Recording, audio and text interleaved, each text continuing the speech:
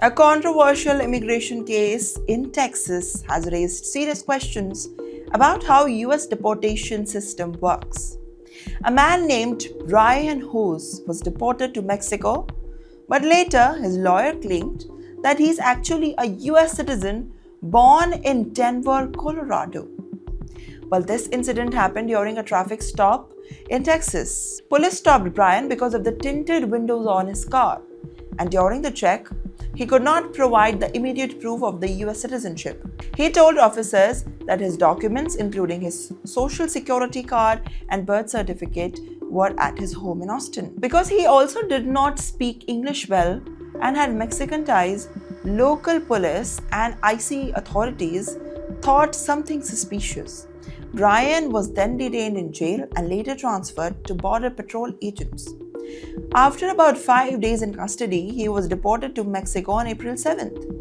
Reports say that he signed removal papers before leaving because he feared staying in jail longer.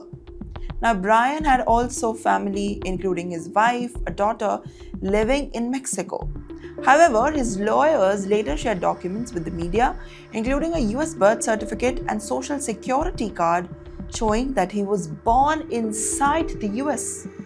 Hospital records were also presented to support his claim, and this has raised questions whether a US citizen was wrongly deported or it was something else. But US authorities, DHS, say that Brian entered the country illegally and is a Mexican citizen, not a US one. They also pointed out that he admitted during the arrest that he was Mexican and had lived outside the US for many years. Well, there is also confusion about Brian, who is a Mexican citizenship, and some documents have also different spellings of the dates. While officials say that such inconsistencies are common in dual nationality cases, but they are also creating a legal confusion. Well, Brian's case has become a part of a bigger debate in the US about immigration and enforcement. Well, in recent months, authorities have increased deportations and arrested under stricter border policies.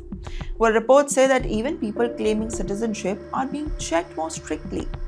Immigration officials say that mistakes are rare, but cases like this raises concerns about the verification system. Now, human rights groups argue the stronger checks that are needed to prevent wrongful deportations. This case is still debated, and it is still unclear if Brian will be allowed to return to the US or not. But it highlights how complex the immigration and identity verification can become during the strict enforcement operations.